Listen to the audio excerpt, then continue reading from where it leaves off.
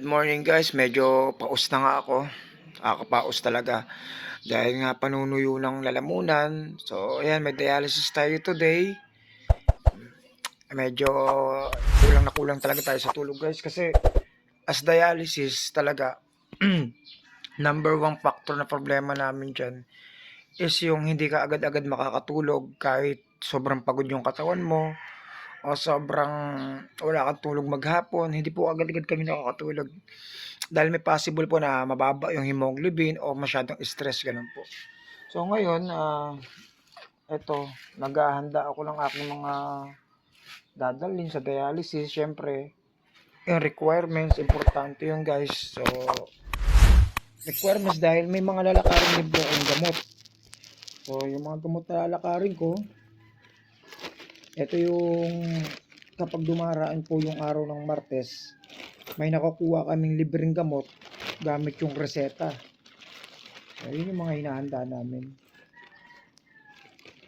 Sabi ko nga, mahirap talaga pag na-dialysis ka na. Kasi unang-una, priority mo na unahin yung mga importanteng bagay, lalo sa kalusugan mo.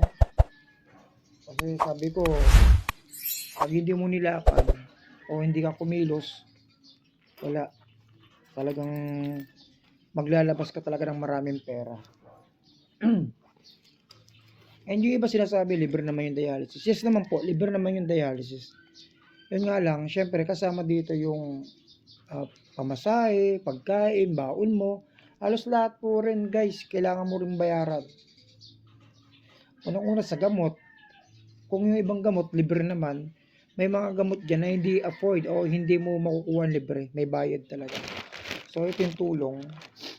Ito yung pinakamalaking tulong para mabukas-bawasan yung mga maintenance natin na binibili. So dito, ang nakakakuha tayo ng tulong, siguro yung halimbawa, 12 na gamot yung iniinom mo, 12 na gamot. So yung 5 doon, hindi mo makukuha libre, pero makukuha mo dito ng libre. Kasi kung hindi natin lalakarin to guys, babayaran talaga natin. So yun, importante rin syempre na may pera pa rin na tinatabi dahil unang-una, dito may time na malayo ang hospital, malayo ang center dito sa amin dahil nga dito probinsya. So may time na kailangan mo magpa-oxygen. So yung oxygen guys medyo may kamahalan. Lalo pat ngayon hindi pa ako nakakabili ng sarili kong oxygen dahil nga sa kakulangan at kulang ng suporta. Sa mga nagtatanong guys, marami nagtatanong sa akin ito, nasan daw yung magulang ko. So yung nanay ko namatay po as 2001, namatay yung nanay ko sa breast cancer. Then yung tatay ko naman, ganun din po, namatay din po sa 2007. Kaya mahirap. So ayan guys, ayos muna natin to. So gawin na tayo sa dialysis. Pero importante, magkape muna tayo. Yung kape ko nga pala guys, ayan. Yung kape ko as dialysis, yung coffee black lang. Tapos hindi po ako nagkakape ng mga 3-in-1. Dahil mataas po siya sa phosphorus. So ipapakita ko sa inyo guys. Ito yung kape ko guys, oh. Yan yung kape ko. Black coffee. So nagpainit na ng tubig. Ganun yung routine ko guys kapag dialysis. And 3 times nga pala ako nagda-dialysis syempre. Pag 3 times ka, make sure talaga hindi mo papalyahan o wala kang skip. Mahirap kasi pag na-skip ka, ikaw rin yung magdudusa. Danas ko na yun, yung nag-skip ako. Kasi kailangan ko umuwi ng probinsya, which is sa Masbate. Nag-skip ako ng 1 linggo. So, hindi pa nga natatapos yung 1 linggo. Ang mahirap kasi yung pinuntahan namin sa Masbate, wala talagang dialysis. Wala siyang syudad, ganun. Malayo sa hospital. Ngayon, dapat yung vacation ko 1 linggo, naging 2 araw na, naging 4 na araw na lang. Kasi hindi ko kakayanin guys. Medyo masama na yung pakiramdam ko, medyo hindi na talaga kaya. Hindi naman ako manas. Ang nangyayari, masakit sa ulo. masakit sa ulo, tapos may pagsusuka na. Ganon yung mga nararamdaman ko. Naglalagay din ako ng asukal guys sa kape, pero hindi ganun karami. Wait lang guys konti lang. Yung malasahan mo lang yung maging maganda lang yung pakiramdam mo sa kape. Kasi kung sobrang pait kasi hindi kakayanin. Malasahan mo lang konti. Ito. Konti lang. Konti lang yan. Ayan. Pero guys, maniwala kasi hindi. Hindi ko po nauubos yung isang ganito Hanggang dito lang po yan. Mainitan lang yung sikmura ko. Okay na sa akin yun. Hindi na po ako nagtatry na uminom ng isang baso. Kasi sabi ko nga, delikado. Dahil yung wala pa po ako masyadong knowledge tungkol sa dialysis, ay akala ko okay lang uminom ng marami. Hanggang sa, ayun, nag-boom. Tawag dito, nagmanas ako, namaga yung mukha ko, namaga yung paa ko, nahirapan akong huminga. Ayun yung mga naging possible na pwedeng mangyari kapag sobra na yung tubig sa katawan. So, yun, sabi ko, hindi ko na uulitin. Mahirap kasi unang-una, ang layo sa hospital guys. Malayo kami sa hospital, promise.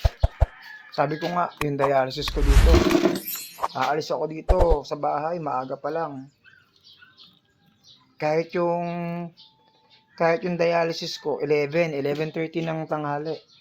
Umaalis na ako dito sa bahay, alas 7. So, ang oras namin dito, 6:20. So 7:30, umaalis na ako sa bahay. Yan. Bakit? Ang layo, di ba? 2 hours yung biyahe. Ayan, kape muna tayo guys. Good morning sa lahat, syempre. Syempre guys, ayan, nagpapasalamat ako sa mga followers natin and subscribe na napadaan dito sa ating YouTube channel. Syempre, bago pa lang tong YouTube channel guys. At sana supportahan nyo guys. Ayan, kape tayo guys. Maraming salamat. Good morning. Maraming salamat guys talaga. Syempre sa nakakapansin na ating mga vlog, sa ating mga content, sa mga sumusuporta sa ating, malaking bagay talaga guys. Dati sana naisip ko na. So sa 6 years and 2 months ko nagda-dialysis guys, sana naisip ko. And now, sabi ko nga, nagsisimula pa lang tayo. Sana mas marami pang milagro na mangyari sa buhay natin sa pagbablog. Ayan. So ayun guys, wala akong kasama sa bahay, ako lang mag-isa. So yung asawa ko, naghiwalay kami, wala pa akong sakit guys pero may anak ako. Pero ayun, sabi ko nga, wala sa akin yung anak ko kasi unang-una, ang hirap paghatiin ng oras. Dialysis, hospital, center, medical assistant. Kaya sabi ko, masanay ka na lang. Masanay ka na lang talaga sa mga pwedeng mangyari. And okay lang naman kasi tawag dito, sabi ko nga, kung dumating man sa point na mahihirapan ako, wag naman sana dumating sa point na kailangan kang i-wheelchair. Bahala na si Lord, diba?